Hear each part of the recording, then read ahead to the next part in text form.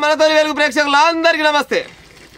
ఇక చూడురి, ఈ కాలాన మొగడు ఎట్ట చచ్చిపోతాడు ఏం కథ అనేది మొగనికి అయితే తెలియకుండా, కానీ పెన్నానికి మాత్రం పక్క తెలుస్తుంది. అలా ఎందుకు చెప్తున్నా గీమొచ్చారు అంటే, ఒక దగ్గరనట 10-15 ఏళ్ళు ఆయనట పెళ్ళి అయిన కాడి నుంచి నిన్నటి దాకా ఎప్పుడు చూసినా లొల్లి కొరకొర ఎప్పుడు చూసినా ఇంట్లో పాడైపోయి లొల్లి అవుతుందట.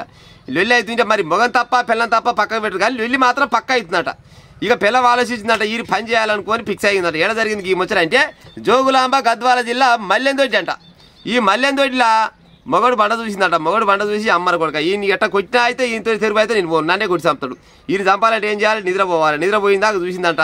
నిద్రపోని చూసి ఒక 5-6 కిలోల నూనె తెచ్చిందట. పెద్ద కడాయిలో పోసిందట. ఆ కడాయిలో పోసి మాంజ కింద కట్టెల పోయి పెట్టి ఇక పెట్టిందట. బగ్గీసి మంట పెట్టిందట.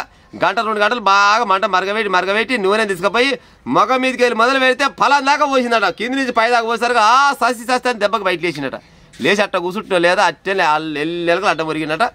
గింత దొడ్డు ఆసిండట. మంచి పాడైపోను. గాసుబుక్ కాసినట. నూనె పోసినాక ఇంకుంటాడు పాడైపోను.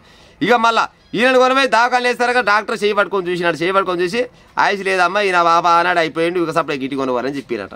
అవునా అక్క, మీరు నాశనం అయిపోను, ఎడ దొరికిరు. ఏమన్నా పంచాయతీ ఉంటే పోలీస్ స్టేషన్లో పెద్ద మనుషులలో ఏమన్నా మాట్లాడే ఉపాయం చేయాలి, కానీ ఉత్త పుణ్యాన్ని మొగలు చంపుతురు. నాకు తెలిసి ఈ కాలాన్ని ఈ 5-6 నెలల నుంచే నేనే ఏమన్నా 50-60 మంది మొగలు చచ్చిపోయిన ముచ్చట చెప్పొచ్చు. మొత్తానికైతే ఏ రకంగా అయినా కానీ కొందరికేమో అక్రమ సంబంధాలని, మరికొందరికేమో ఇష్టం లేని పెళ్లిలని, మరికొందరికేమో ఆర్థిక లావాదేవీలు బాగలేవని. ఎట్ట చూసినా కానీ సచ్చేది మాత్రం మొగోడే చేస్తుండు. పక్క పేపర్కి వస్తుంది. గిసోటి వాత రోజు కోటి పేపర్కి వస్తుంది. మమ్మ కానీ జరగ మొగలను చంపే ఉపాయం చేయకూరి. మొగ పుట్టాలంటే భయమై పాడవుతుంది. మిమ్మల్ని చూస్తుంటే బొమ్మ తల్లులారా అందరినీ కాదు కానీ కొంతమందిని.